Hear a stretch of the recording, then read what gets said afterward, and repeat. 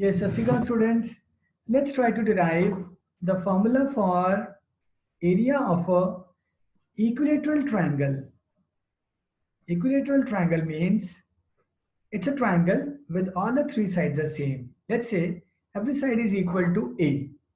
Now, according to Heron's formula, we have to first find semi-perimeter. Semi-perimeter S is basically half of perimeter. Its perimeter is sum of all the sides,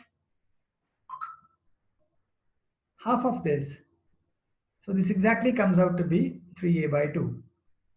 Now, as per Heron's formula,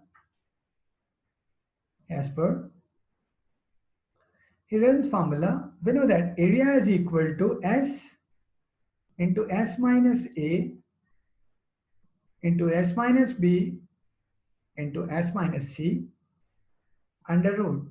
Here, S is a semi-perimeter, A, B, C are three sides. Now, in this particular case, A, B, C all are equal because it's an equilateral triangle.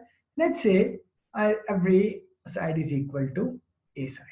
B and C are equal to A side. Now, comes A is equal to what? S into S minus A into S minus A because B also becomes A. C also becomes a S minus A under root. Now let's put the value for x. S is 3a by 2 into 3a by 2 minus a into 3a by 2 minus a into 3a by 2 minus a. All right. Now under root of everything. Under root of this. Well, this is equal to, guys, 3a by 2. Now, if you see 3a by 2, 3a by 2 minus a is exactly equal to 3a minus 2a by 2. Well, this is equal to a by 2.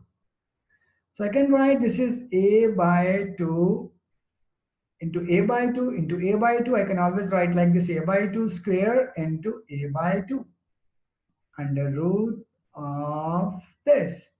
Well, this is equal to, we know that square of under root of square, root and square cancels. So this a by 2 comes outside. Similarly, here I have one a by 2 and I have one more a by 2 here. This is also a by 2 square. It comes out. A by 2. And what is inside? Inside is just 3. And this is 3 under root. If I'm right, a by 2 square, 8 by 2 comes out. From here, a by 2 comes out under root 3. So this is equal to under root 3 by 2 to the 4a square. See, guys, it's an interesting formula which we have derived on the basis of formula given by the Herons. Thank you very much.